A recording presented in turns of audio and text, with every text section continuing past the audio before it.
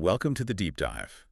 Today we're digging into a really critical piece of the whole digital security puzzle, the Vulnerability Assessment Analyst. That's right. We've got some fascinating material here, but basically interview questions and answers designed for this specific role. Yeah, exactly. Useful, whether you're maybe thinking about becoming an analyst or perhaps you're on the hiring side. And our mission today, for you listening, is to give you a really clear picture of what these analysts actually do.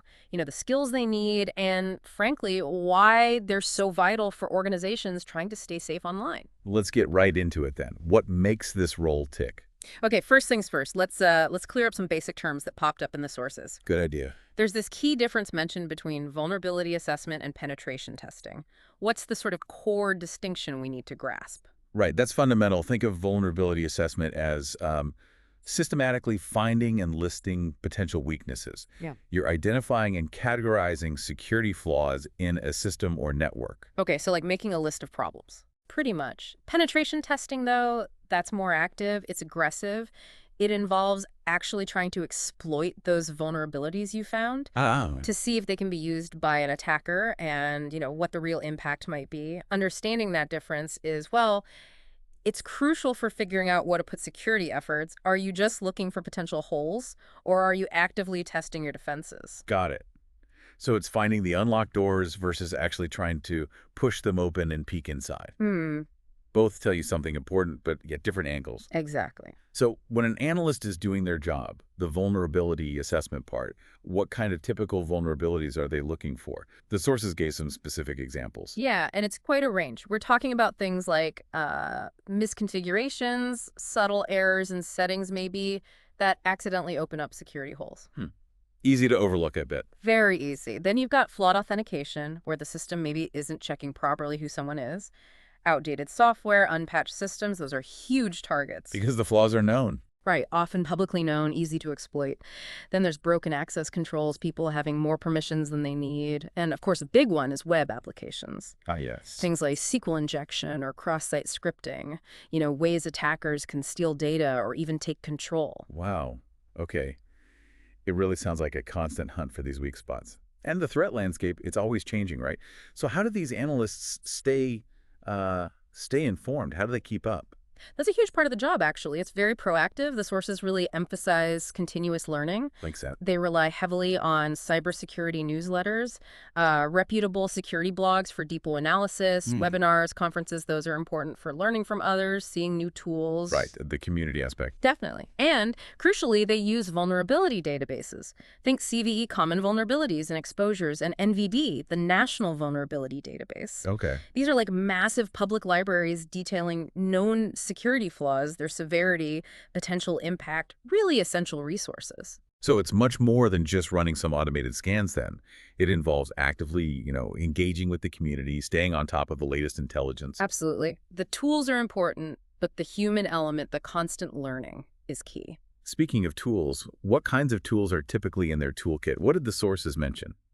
Well, the specific tools often depend on the environment they're looking at, but some common names pop up frequently, like Nessus. That's widely used for network vulnerability scanning across an organization. For cloud environments, which have their own challenges, you often see Qualys being used. Okay. If you're looking for open source options, OpenVAS is a pretty well-regarded scanner. Right. And then when you're specifically focused on web applications, Burp Suite is kind of the standard for finding and analyzing those kinds of web vulnerabilities. Interesting. So no single magic tool. It sounds like they need to be adaptable, choose the right tool for the job at hand. That's exactly it. Context matters a lot. Now, once they run these scans, identify potentially, hundreds of vulnerabilities, how do they decide which ones to tackle first?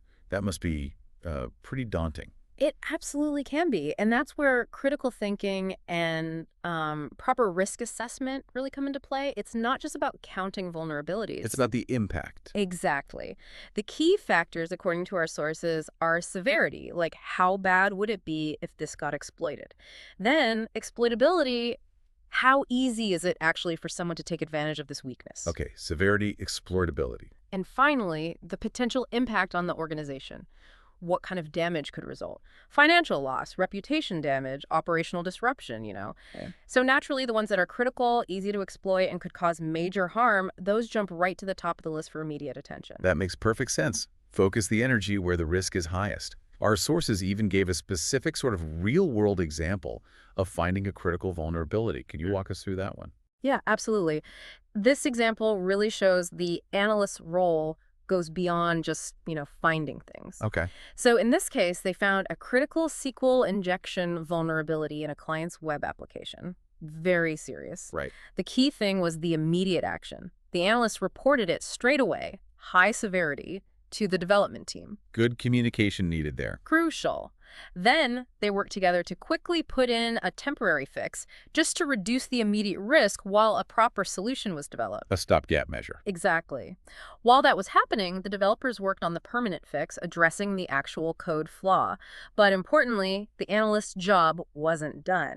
They then had to go back and do thorough retesting after the fix was deployed To make sure it worked. to confirm the vulnerability was actually gone, and just as important, that the fix hadn't accidentally introduced new problems. Wow. That really does bring it to life. It's not just finding flaws, it's seeing the whole remediation process through, making sure things are truly fixed. Precisely. It's a full life cycle approach. So as we kind of wrap up here, what are the main takeaways? What should we remember from this deep dive into the vulnerability assessment analyst role?